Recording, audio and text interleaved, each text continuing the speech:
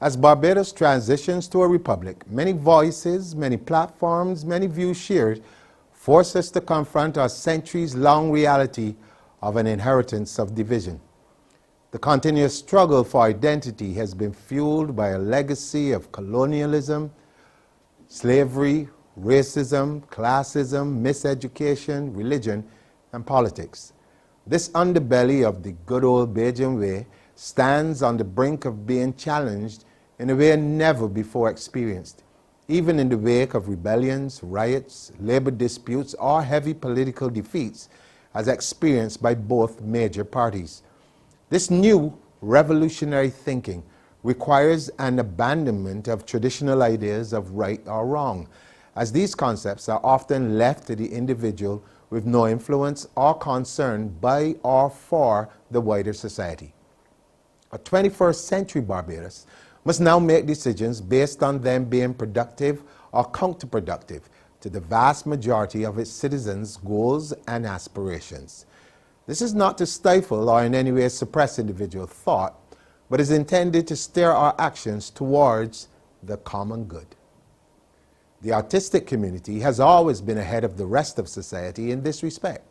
The true artist is always motivated by the betterment of his society, environment, and by extension the world, often to the detriment of him or herself. The seemingly idealistic approach to life is in many ways a reflection of the understanding of the interconnectivity or oneness of all, a notion scoffed at by the so-called intellectuals of today.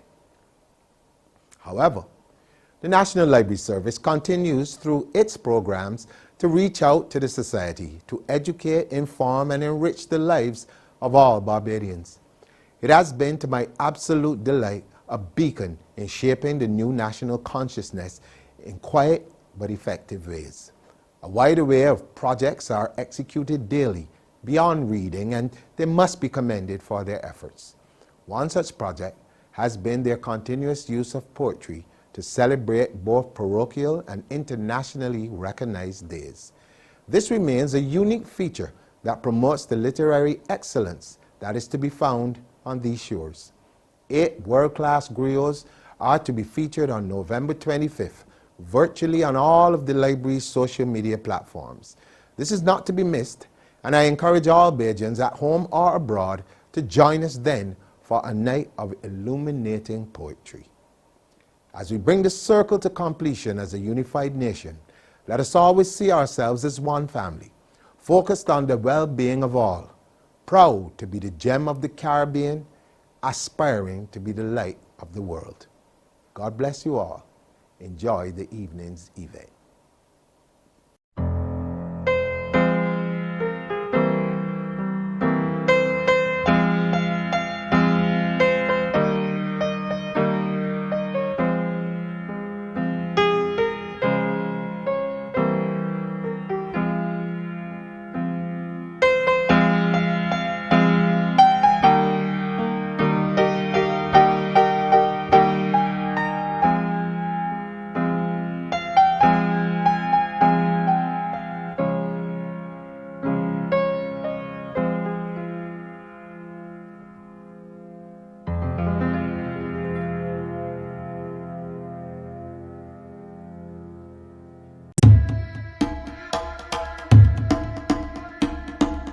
You have what it takes. You have what it takes to pull your foot off of the brakes of your life and accelerate towards the destiny that is your final destination. And anything less would be a total desecration of the sacred temple that you are. Because you are blessed with visions that only you can see. You've been given dreams that only you can make a reality. And to rob the world of your unique contribution would be a tragedy. Because you have what it takes. You have what it takes to take those dreams from behind your eyelids to right in front your very eyes, from the back of your mind to right in your front lawn, or anywhere you want it. Flaunt it. Your greatness is not to be kept secret. It ain't like the good cutlery that only special guests get to peek it. Seek it. And when you find it, shine it like a star a perpetual light to guide others like you, lost stars, to their rightful place in the sky. How high you want to travel? How high you really want to travel? We can hover light years above the earth's surface, or we can roll up in the gravel. Cause we dig our own graves and we build our own castles. So let me know if to hand you some cement blocks or a shovel. One time somebody tell me, Mr. Green, hand me a space shuttle. Hand me a space shuttle. Cause I plan to build a mansion on the moon. But why not Mars or Neptune? Do you really have what it takes to get that high? Or use just a hot air balloon? Nah, when I look in your eye, I see that you have what it takes. You have what it takes to shake off the shackles of fear and dive into the abyss of perils and risk, making mistakes and missteps, but still pumping your fist in victory. Confidence is not arrogant, and though life is full of mystery, you are not mystified. In the court of history, your ancestors have already testified that you have what it takes by their very survival.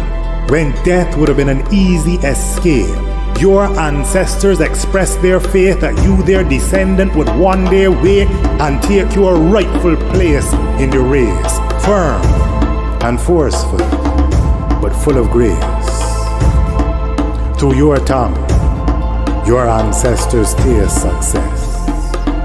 Through their sacrifices, you are blessed. So nothing less than your best is required. It's time to get fired up and quake all those who would underrate you. So they will never again ask if you have what it takes. Because it would be obvious that you do have what it takes.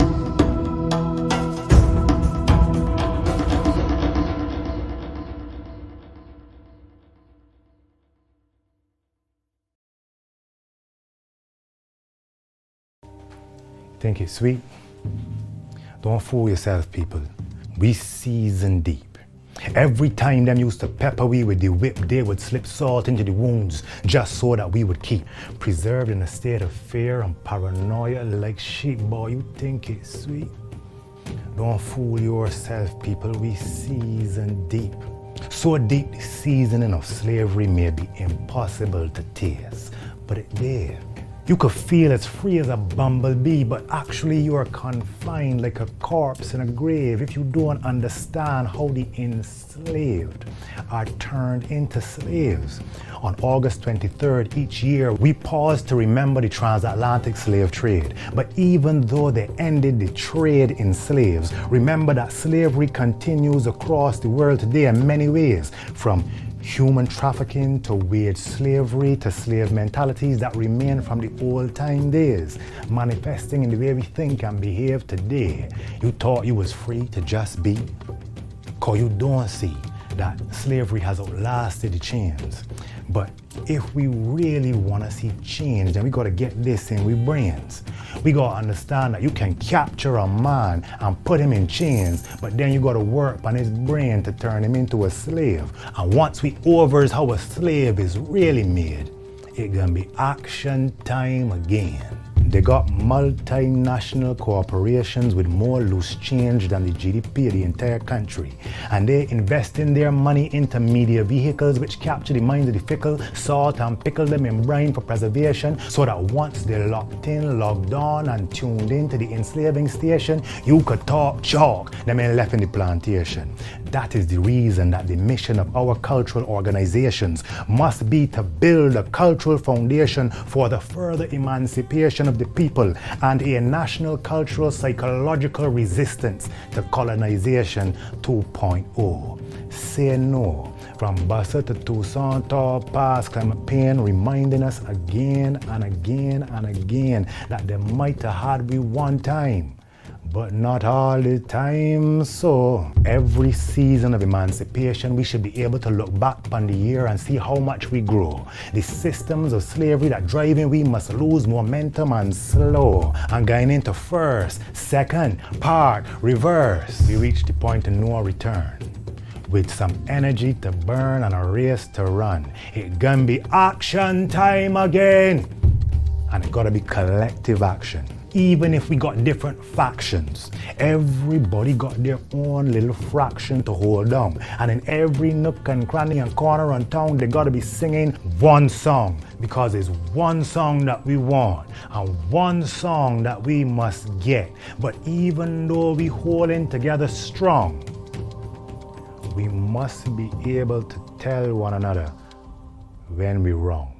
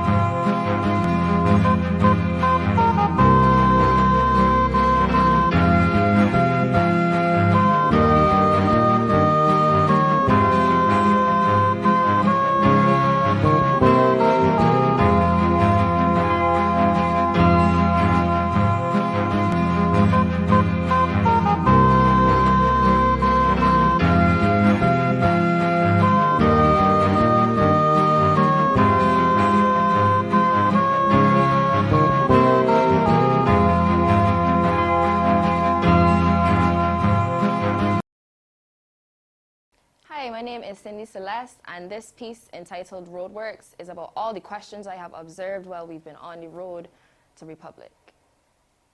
They say the highway to hell is paved with good intentions, but it seems as though this road we traverse to transition to Republic is rife with potholes too big to escape public attention. People still got a lot of unanswered questions to ask before they let this project really pass inspection late. How representative is a government when it don't seem to listen to its citizens? Politicians who are elected to serve their constituents but don't seem attuned to public opinion. I hear a lot of people asking, but wait, why the man had a public referendum? Why was no greater consultation undertaken if undertaking this change so important for the nation? And I wonder if my kinsmen have been done a disservice by the gaps in the education system.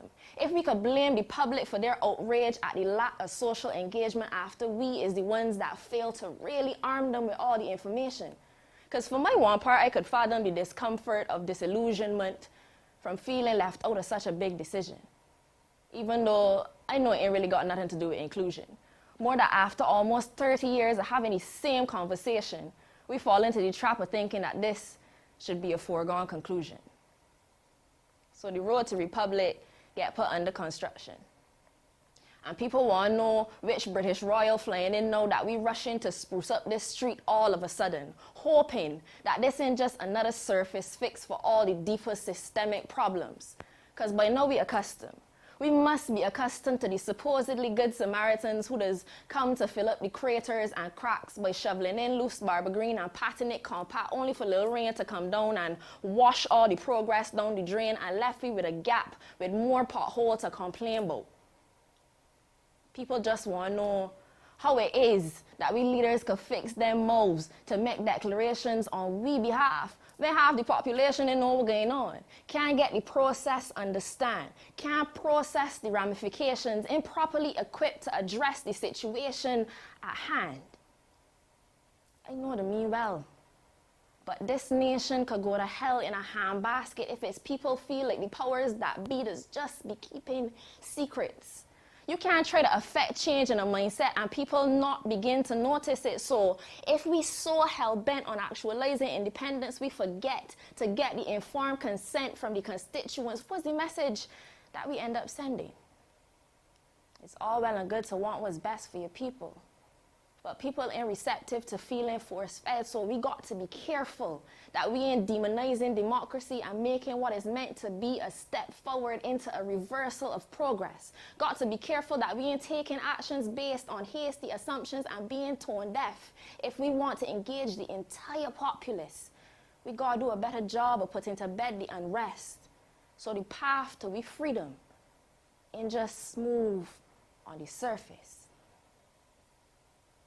This piece, My Native Language, is a reflection on our history as Barbadian and Caribbean people. Pride is not my native language.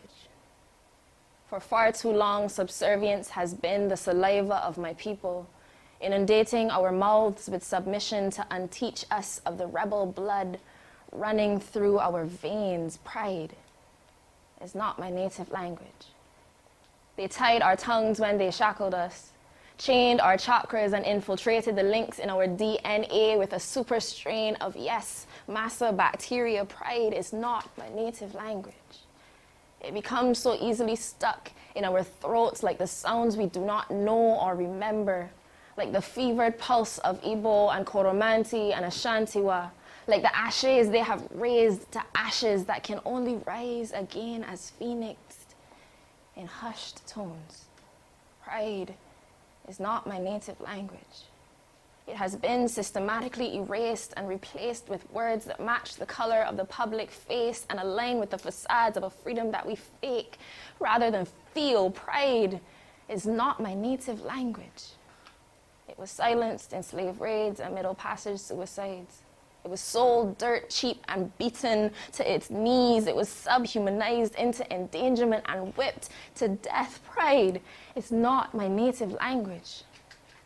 We do not know what it is to be content with who we are, only to be satisfied with the image of us we have been taught and shown long enough to believe it is truth. Pride is not my native language.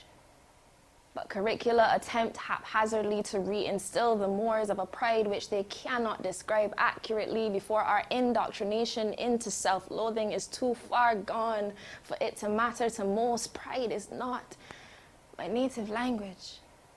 It is noticeably lacking in the vernacular of my people. It lives on only incognito in the sing-song, tuck rhythm iams of our sentences. Pride is not my native language. It exists in quantities large enough to placate the people, to coerce them away from riot and coax them away from rebellion, but not so large as to cease archaic thought and abolish mental slavery entirely. Pride is not my native language. Pride is not my native language. Pride is not our native language. But we riot, and we fight, and we protest, and we right. So I know that it is not extinct.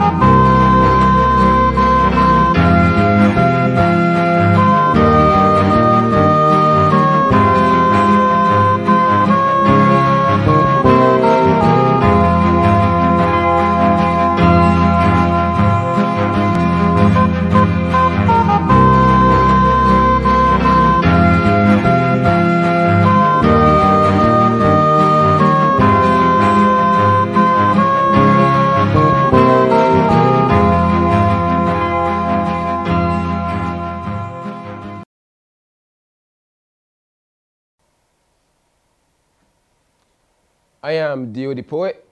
The name of the piece is called Barbadian Republic. I first thought of the idea when I was asked to write a piece on the Republic, and I wanted to do it from a general street point of view, whereas how does it help the everyday person on the street who is struggling to maintain a lifestyle or just a bellyful? Oxford says, a republic, a state in which supreme power is held by the people and their elected representatives are nominated president rather than a monarchy. I ask, does it matter who steers the ship if the ship is sinking? Does it matter who's the captain if the crew is divided? Does it matter who is the crew if the passengers are drowning? And yes, I understand the irony of finally being free and using a metaphor of a ship when that's how it all started. But this freedom was cotton pit sweetened by sugarcane molasses cut with a sword sharpened by Barbadian labor, held up by Barbadian shoulders, bruising Barbadian backs. How much more until they break? What is the point of proudly proclaiming Barbados finally belongs to we if we continue to sell it back piece by piece to these overseas companies? I mean, just look at the gentrification of Quobally or how much money we continuously pour into the hotel industry. How many of our coastlines are Barbadian-owned properties? How long until we begin to sell our beach? And yes, these corporations do offer job opportunities, but it's to accommodate and serve the wealthy. Doesn't this plantation work seem a lot like slavery? How long will we allow tourism to be our monarchy? Do we even understand history? Do we understand how close republic is to democracy? How quick democracy can turn into a mob mentality, giving birth to a tyrant until he is defeated? And if this cycle plays on repeat, because the reality is, people don't always know what is in their best interests. Leaving others to take advantage. Let's walk through history. Rome was a republic. The people grew restless. Caesar turned it into democracy and then entered his age of tyranny. Then he faced defeat. Repeat. Germany was a republic. Unrest came because of distrust in the communists, which began the democracy. No one had a clue that such a small group could have started World War II, twisted the people, and began his tyranny. Adolf Hitler then suffered defeat. Repeat. America was founded as a republic. Capitalism turned it into democracy, slowly pushing it to its peak. Enter Trump's reign of tyranny. In the election, he suffers his defeat. Repeat. Barbados is farming its republic, where one party currently controls the cabinet in the midst of a global pandemic.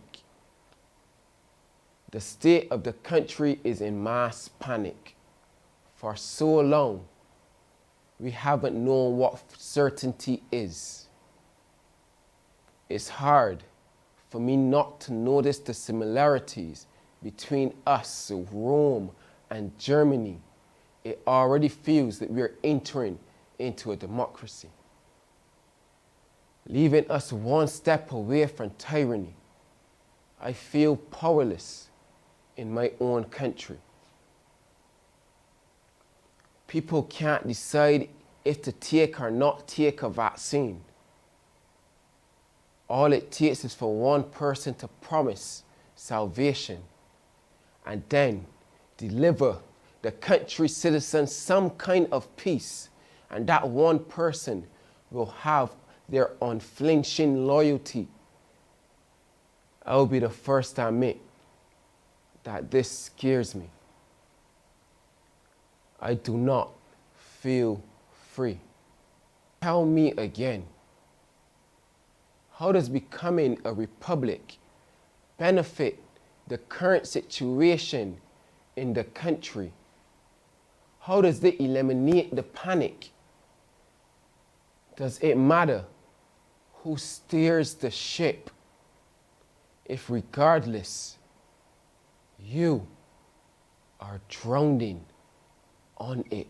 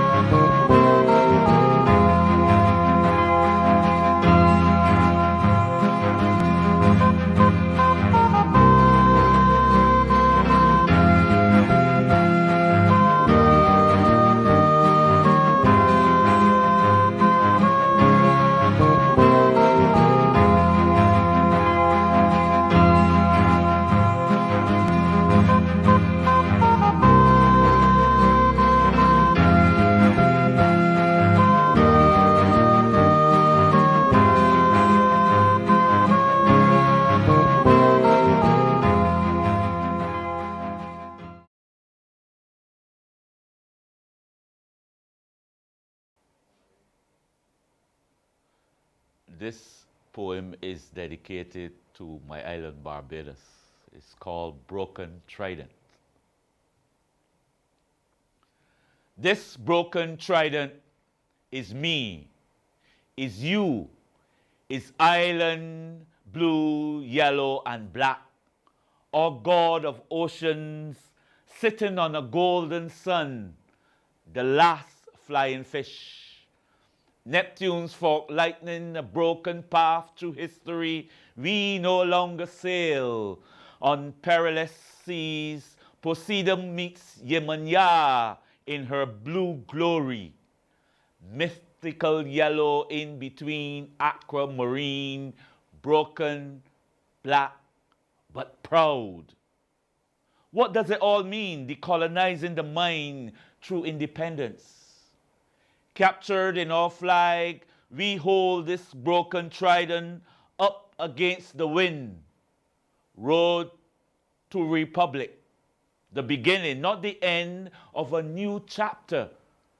Cock-a-doo-doo crows, calling morning out of the craw of early dawn. This is Barbados, a jewel out of the crown. Blessed is who we are. Inspired by the word song on the street, this piece is dedicated to my people. It's called The Republic. Our story, not his story of plunder and greed. To own our own name, name our own house and language, pave our own roadway, to own our own republic. It is about us, rising out of the cane fields, reclaiming our history. At Buckingham Road, holding on to Prince Henry and Queen Mary's load, in love with this monarchy, no will to let go this British hegemony. It is what they know, seasoned up in Great Britain. This has been the legacy. We know what we got, we don't know what we're going to get. To tell you the truth, it don't bother me at all. Same script, different cast. I neither here or I there. Whatever they do, poor people still got to live, to adapt, to overcome this damn fear of change, this discomfort of ourselves. Some hear covenant, see the same empty cupboards, cuss the government, and declare it's politics. Still, they all agree if we could take down Nelson, we could get rid of the Queen. In all that she mean, put a Bajan there instead as we head of state. Pull she off we hospital, take she off we plate. Time to face the elephant, break off the white tusk, paint the room the color beige. Full stop this colonial page.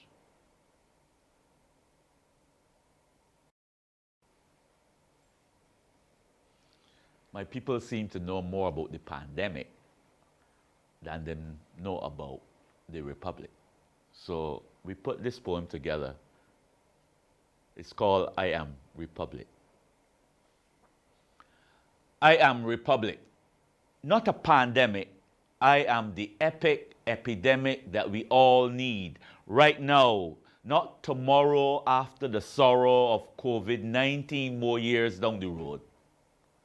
I am Republic, the right virus for us all, not endemic enough though eating away comorbidities, enough grandmothers not dying from me, grandfathers not dying for me, families refusing to face me, immune system resistant to change, the children care less about death, mask less invincibility, messages in abashment, so who's plugged in? Independence lies under the ventilator, lost for breath at the end of his whirl of words, hanging on to a yesteryear story. I am Republic, here to inoculate the ignorance you have been fed from foe and foreign friends. No fear in catching me with both hands and history. I am Republic, the oxygen you desire to fire up immunity, to ventilate, to liberate, to breathe new thoughts, new action in tomorrow's mirror story. Today, many social distancing from the talk show shop, washing them hands, sanitizing their minds from the fake Fox News, choosing alternate views of unvaccinated truths. Still, I am Republic, the next step, not fatal, not final. Inhale me deep down in lung, learn to digest spikes and spirit ingest, whole heart and head invest. Don't mistake me for disease. Don't kick me any further down the road, please. I am Republic. Rescue our head of state from this royal British mutation to the soul and soil of our own grown pride of Barbados. Secure our independence in our own coat of arms. Jab me if you like. It's all in the head. Mandate me to the front lines. I will work for you, because I am Republic. You are Republic. We are Republic.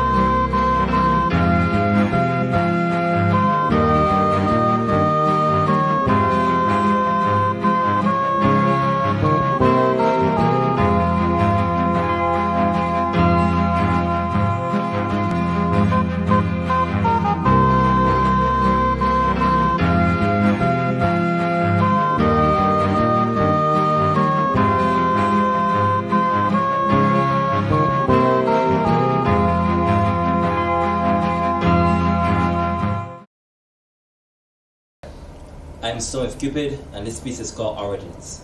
Origins explores the origins of people in the Caribbean before the Columbus ever happened, before slavery happened. And it mirrors a lot of the tragic happenings of that time with what is happening now and what we hope won't continue to happen. They want us to forget. Do you know how badly they want us to forget about the shackles that they once placed on our flesh? They just took them off and placed them on our mindset. Told you it happened generations ago, but they tell them this generation has not recovered yet, so why? Why would I not shed light on the dark times that plague my people? When your forefathers thought it was right to invade my people, gave them a Bible and claimed to have saved my people, but in reality, all you ever did was enslave my people. So why should I ever forget? They told you that our traditions and our customs were antiquated. They built societies on our backbones and they say that they made it. So I'm standing here in amazement because you clearly need us but think we're lesser because of our pigment. So why should I ever forget when this melanin in my skin is like a royal garment? It's only befitting because we descended from kings, and this crown that I wear possess hair that combats gravity and defies the wind. It's like a Cadillac on 24-inch rims with hydraulics. What I'm saying is it got a mean bounce. The only thing tougher than this is what is within, and you will not break me.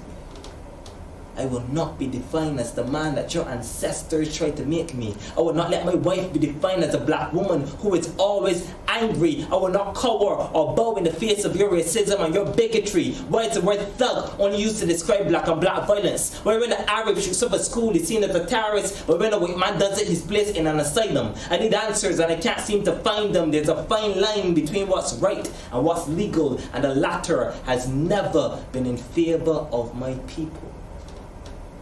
So why should I ever forget? They told you that the Caribs were cannibals, that Arawaks were animals, truly savage, a perfect marriage of beast and man. They were peaceful land, they used to destroy the land, then the white man came, and today not a single Arawak or Carib stands. Remember, history is always written in the victor's hand, and we clearly did not win that war. And the battle is far from over. They built cities on our bones and put buildings as our gravestones and told you to praise the Father. Have faith and one day all your problems will wither away. But when I look at Jesus, all I see is a white face with straight hair, and in my experience, that exact appearance have brought African people nothing but horror. So I will not forget, and neither will my sons and neither will my daughters. I will stand firm in what I believe in. Where you come from dictate where you are heading, and if you don't know your origins, then you are heading to a dead end, my friend. I am Stone with Cupid, and this piece is called An Uncomfortable Truth. This piece is really exploring the mentality some Barbadians have when it comes to transition to republic. They were not informed, and that kind of makes them uncomfortable. And there is truth in that discomfort, and I wanted to try to highlight what that truth could be within this piece. History is a real funny thing, because you never know which generation can really get the last laugh.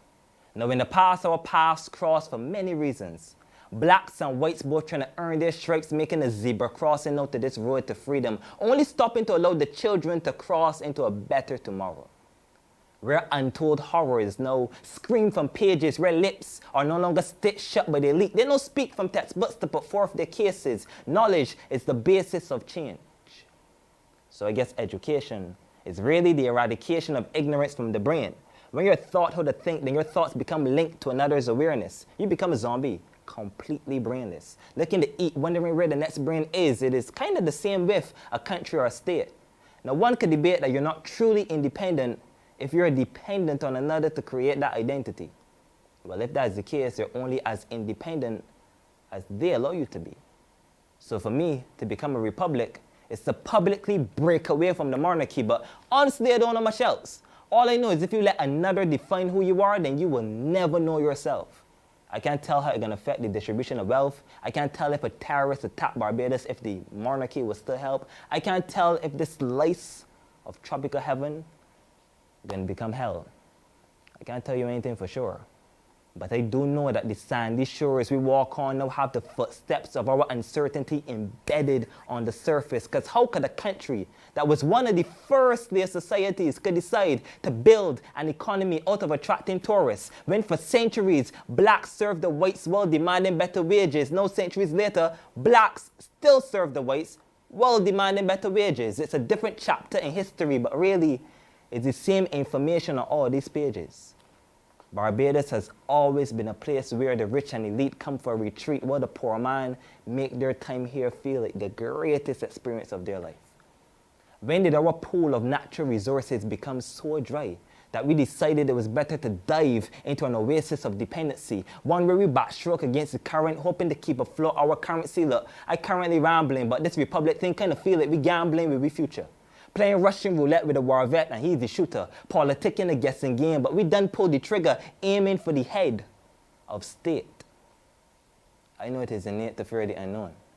It is historically known that people don't like change, but I mean, when you think about it, things may remain pretty much the same. A few buildings and places may have a different name. My God, to relearn the whole voting thing, a political system again. We gotta get used to calling Sandra Mason without the dame, but the same way we brought the trident, we have to fully break the remaining chains, linking us to that colonial narrative. So maybe becoming a republic is the first step in reparative discussions and conversations, where we can voice our concerns about the direction of our nation, along with our personal placement in all of this. For now, I guess we have to try to be positive and wait until the government officials officially get in their offices and make good on all them promises.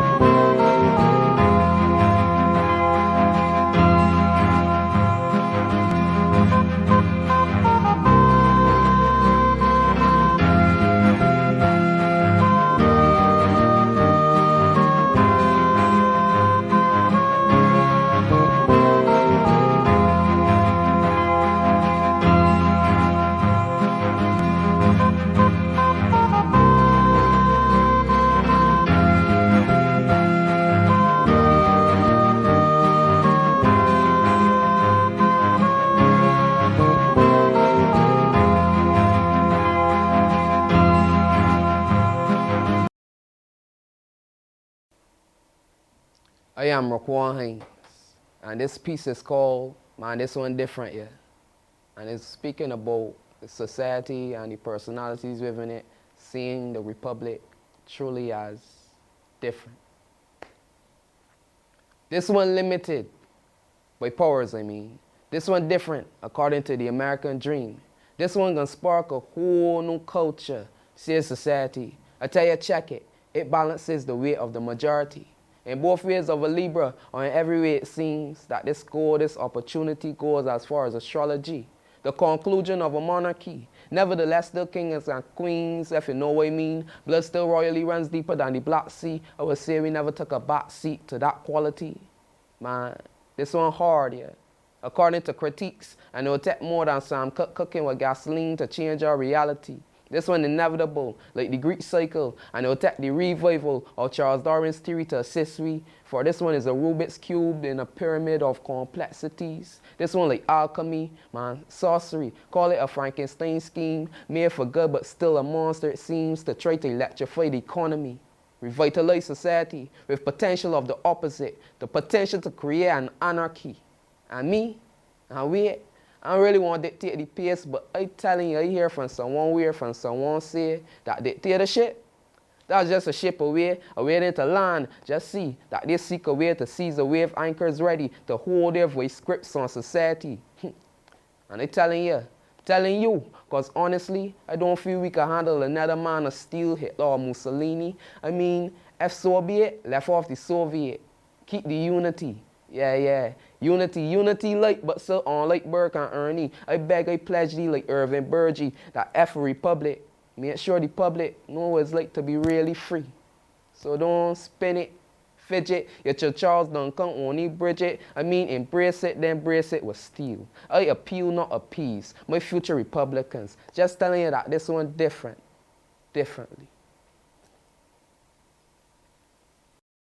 I am Roquan Hines, and the name of this piece is More Than Beautiful, Barbados. Just speaking of how I really see my country. Beautiful, beautiful Barbados, my land, my home, you are unique. Beautiful, beautiful, more than a beauty, more than a gem to me. These roads, my home, my Eldorado. Your tropical breeze as cool as Alcalada, Asialada from head to toe, warmth like Vicks to the nose, head, chest, neck, and backbone. I love you like last school, like a beer upon ice. One you can't hold too long cause the glass cold, so just cool. And take in a little bit, not too much though. At least don't shred pull when it die full, for your head might spin. Might feel more than sweet when you line on this stone, a limestone. What you tell a limestone? Yo, I be looking at you with one eye, man. And even will bring him nose that went far away. You just bring it close. I could see it with my naked eye, with it clothed. Whether it wears, I just stare, for you truly are beautiful, my beautiful, beautiful. I see your beautiful struggle, like the sugar that came from sugar cane and muscle. Bear that more than your fig trees, yet still you're humble. As to how, is a riddle. No rumple, still skin, but still skin tends to rumple, like an embrace that's subtle, for you have paved the age of change. And unlocked many doors. You prep, became, overcame, and shot your growth further than Goku's ultra instinct mode. I mean, ain't that instinct or shrink to know that you had a journey of rugged roads, from carts to but pots of holes. Even in the face of Janet, you withstood her blows. The 1930s, even when the trident broke, you still hold that King Midas touch of gold, and it goes through the fields and hills to the trees which were once seas or forefathers sowed. Upon these lands, my home, beautiful, beautiful Barbados. Happy Independence, Barbados.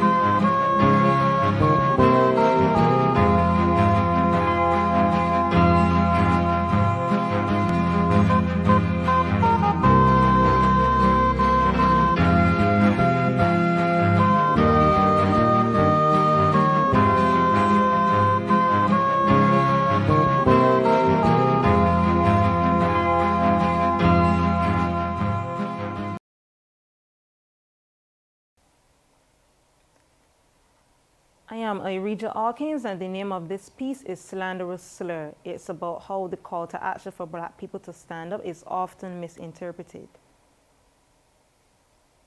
You call me racist.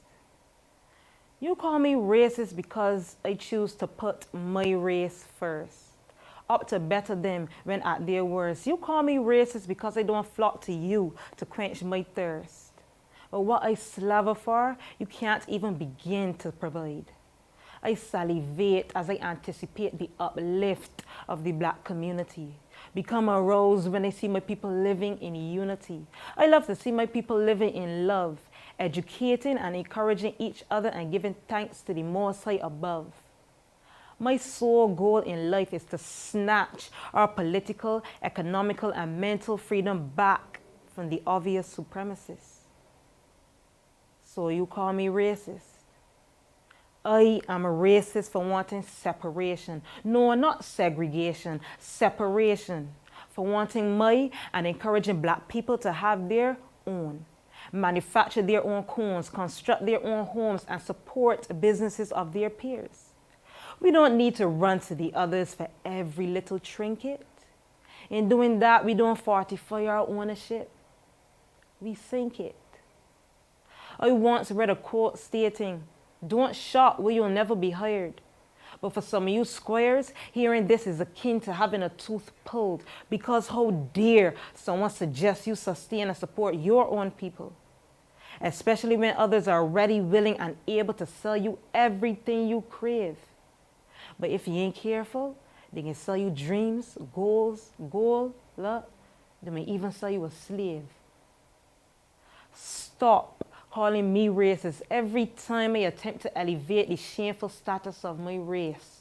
Stop calling me racist if you can't say it to my face. When I endeavor to bring strength and guidance and logic to my fellow men, stop calling me racist and do not pretend that this would affect you if your race was being favored. Why should it bother you that we can be our own saviors? Or you prefer us to come running, knees knocking, chest heaving, shoulders slumping in defeat, and beg and wail and bawl for a chance to lick your feet? You could call me racist for the glorification of my faults if it makes you feel alive. But your propaganda cannot and will not stop me for ensuring that we survive. And not just simply survive, but regain control of our lives. Yes. You could keep calling me racist as if I care. When we were being tormented relentlessly and oppressed beyond repair, who was on our side? Who was there? It is time, high time, we fight for what is ours and demand every black, brown, and beige person assist in this correctional crusade to recapture what was ripped away, and what cannot be retrieved will be remade. So, yes, you could call me racist just as long as you admit that by calling me racist, you're only trying to get me to quit.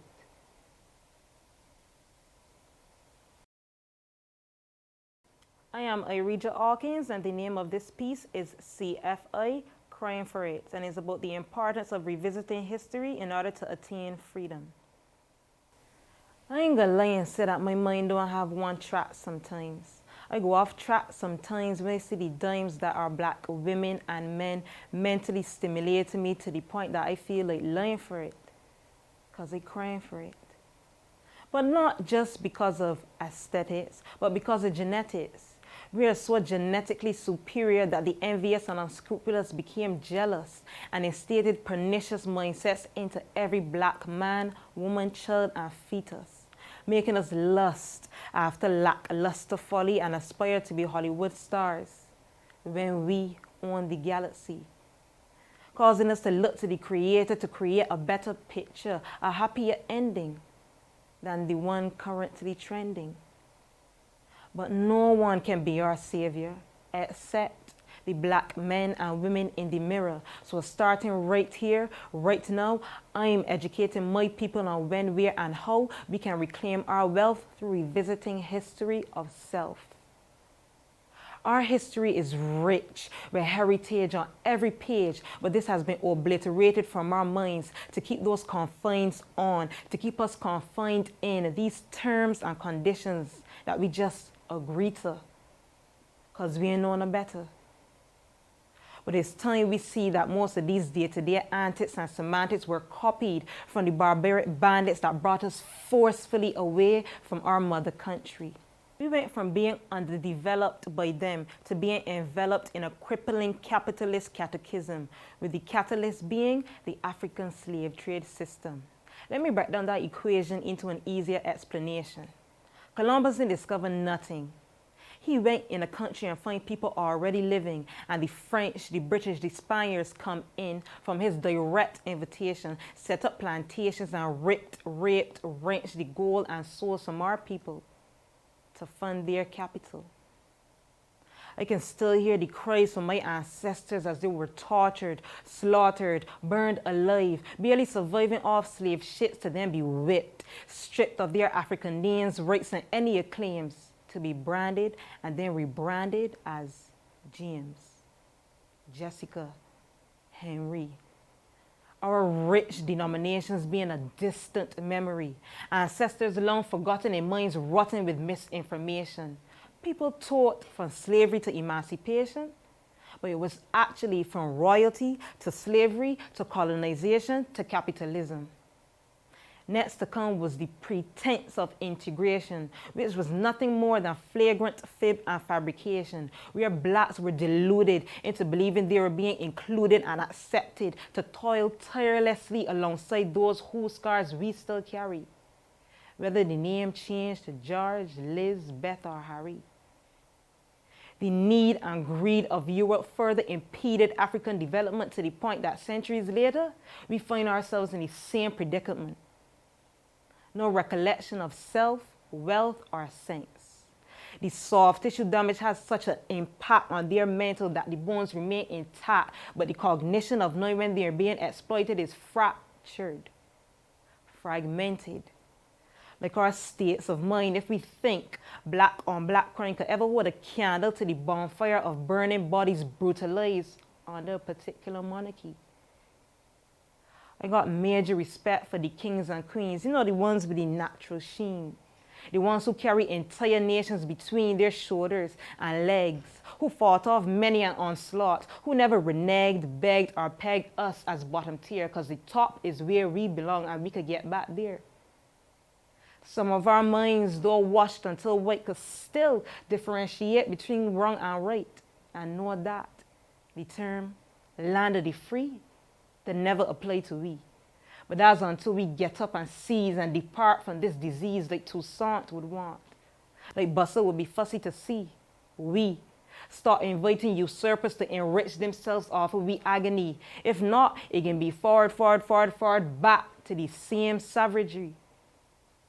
And like I said, I go off track sometimes, but I remember the crimes from the wicked who never do time for the sordid damage done to we psyche. And when I open my eyes, all I see is one thing to be D-O-N-E. F-I-G-H-T. Even if it means dying for it.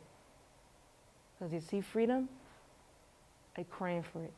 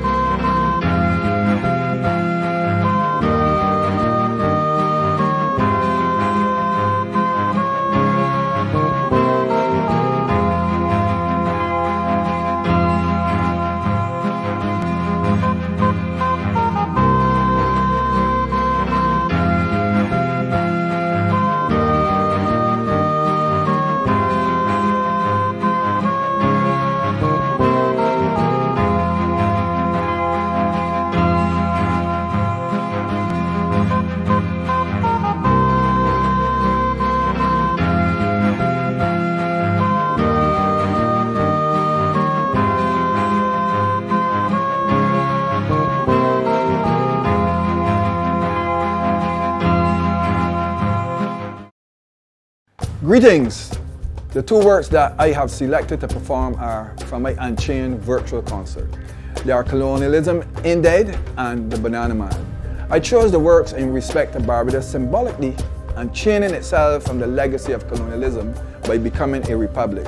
Colonialism Indebted emphasizes that becoming a republic is not the end of the journey, but only a milestone on the path of mental decolonization. For it's there where true emancipation and independence must take place. Banana Man, meanwhile, is my one Caribbean poem. Becoming a republic, while necessary, will not free us from the economic challenges of the world, which are rooted in the former colonial system of world domination. So, for Barbados and the other small developing countries of the Caribbean, our only hope lies in the unity of the Caribbean politically and economically. Our only hope of survival is to become one. We will not win the battles ahead by fighting by ourselves as an individual small island. So I hope you enjoy the edutainment. Bless.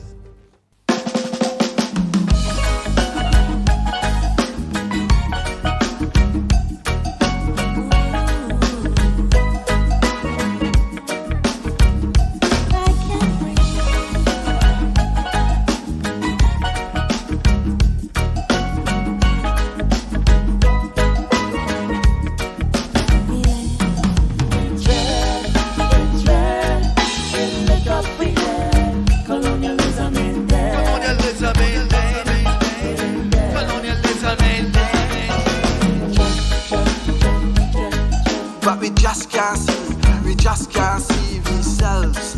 And when the years of slavery due to the Africans, sitting down in no man's land, thinking about big house, thinking about big car, walking across them towns.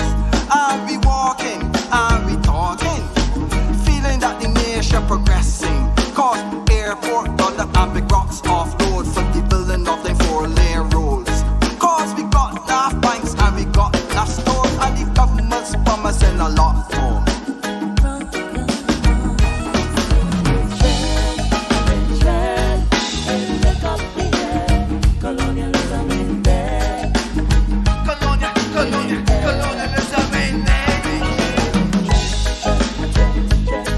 But we just can't see ourselves. And when the years of slavery do, when the baby schools, turning we into stools and fools, papers make we educated, make we believe we emancipated. For the system you see was calculated, nothing more than a mass deception. So that is why we didn't see there was never a plan for true liberation.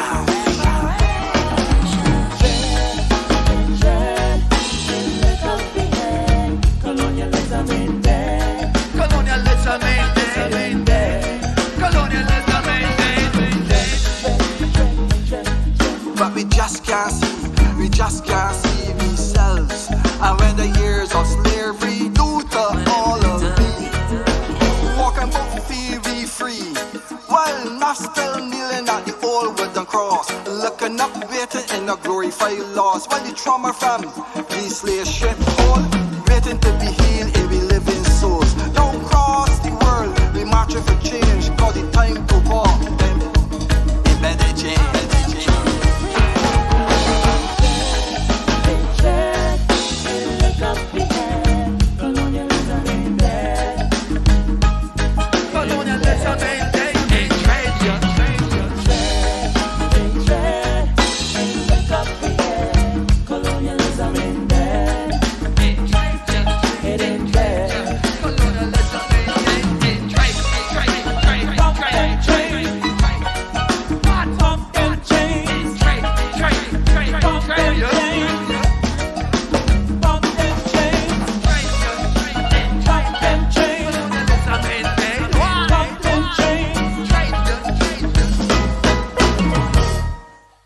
Now this is the Banana Man. I know some of y'all may be saying there ain't a Banana Man no more in the Caribbean, but that's what I was talking about all the time. Unfair trade practices, inequalities that create issues all over the world. But I wrote this a couple of years ago, and I call it my second ancestral home, the birthplace of my mom, St. Lucia. And I was on my way on a minibus going to View Forward, and the rain was falling, the mist descending. And I saw the Banana Man coming down the hills, and it fascinated me because we in Barbados know about sugar cane, not banana, you know. And it inspired this. And I call it my Caribbean unity piece because I'm saying that the Caribbean needs to come together as one. The Banana Man, one Caribbean. Looky there, gain long down, tall, old, break down strong with a hand in the hand. The Banana Man, the Banana Man. Not close on the back and he walk behind. Down the valleys that stain with the color of the old slave blood. The Banana Man, the Banana Man. And he up and down through for can it feel. Barely surviving on an island from England. In the hot sun, he no shoe on the feet. The Banana Man, the Banana Man, the Banana Man with the colors in the hand.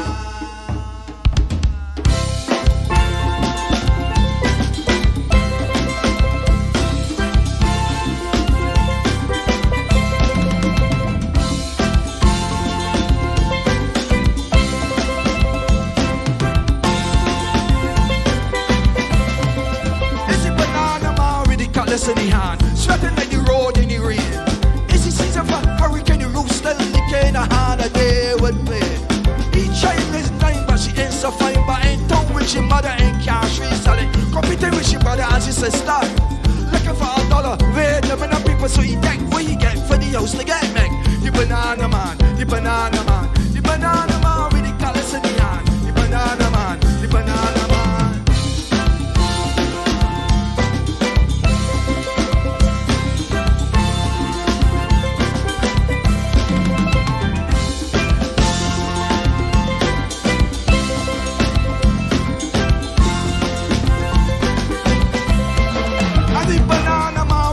callous in the hand. Little and little islands. Climbing hills of economic salvation created by we politicians. I know walking and he's sweating and the rain falling and the mist he's telling. So he calling, he coughing, he covered down with mold. Down in the hole of the old ancestors. Living days, then once I sprayed, continuing the suffering, and the struggling. I said the banana man, the banana man, the banana man with the callous in the hand. The banana man, the banana man, the banana man.